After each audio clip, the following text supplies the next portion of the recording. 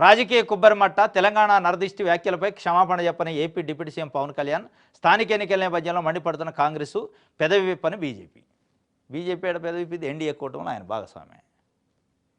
వాస్తవంగా ఆయన deputy CM హోదాలో సినీ నటుడు, 2 తెలుగు రాష్ట్రాల అభిమానులు ఉంటారు. అట్లాంటివి మాట్లాడకూడదు.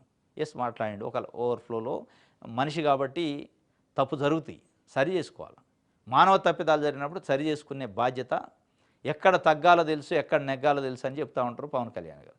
ఇక్కడ తగ్గాలా మరి నెగ్గాలా అనేది ఆయన విచక్షణ. అది ఒక్క మాట బయటకు వచ్చి తెలంగాణ ప్రజలకు ఎవరికన్నా దానివల్ల ఇబ్బంది కలిగితే, ఇబ్బందిగా అనిపిస్తే, ఏమన్నా అది ఉంటే నేను వాటిని వెనక్కి తీసుకుంటున్నా. నా మాటల వల్ల ఎవరన్నా నొచ్చుకుంటే మీరు ఎక్కడ ఫీల్ కావద్దు, నాకు వేరే ఉద్దేశాలు లేవు, నాకు తెలంగాణ ఆంధ్ర రెండు ఒకటే. అది చెప్పపోయిన పర్లేదు, నా మాటల్లో ఎవరైనా నొప్పి తగిలితే నేను వెనక్కి తీసుకుంటాను, నాకు ఏమి భేషజాలు లేవంటే ఎంత గౌరవం పెరిగేది ఆయనకి. ఇంత చర్చ అవసరం లేదు. తెలంగాణలో ఉన్న క్యాబినెట్ మంత్రులు బయటకు వచ్చి చెప్పేదాకా ఎందుకు, అంత అవసరమా దానికి? ఇదేం దీంట్లో పెద్ద రాజకీయమా? దీంతో అయ్యేది ఉందా, పోయేది ఉందా? మీరే నిజంగానే ఆ మాట వెనక్కి తీసుకోవడం వల్ల మీకు జరిగే రాజకీయ నష్టం లేదు, ఏపీలో మీ ఓట్లు పోయేది లేదు, గౌరవం పెరిగింది ఏపీలో తెలంగాణలో. ఇప్పుడు ఆ మాటను మీరు వెనక్కి తీసుకుంటే ఏమవుతుంది? అది ఏమైనా సెంటిమెంటల్ ఇష్యూ కాదా? నిజంగానే ఆంధ్ర విషయమో ఇంకోటి సెంటిమెంటల్ ఇష్యూ అనుకో, అది నిజంగానే అనవచ్చు.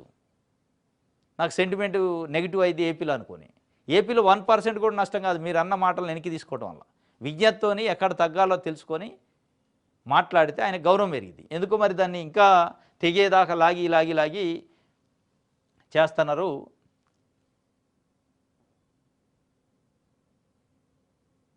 రైట్, ఇది ఈరోజు నిశాన్. రేపు తాజా వార్తలతో తిరిగి కలుసుకుందాం. Thank you.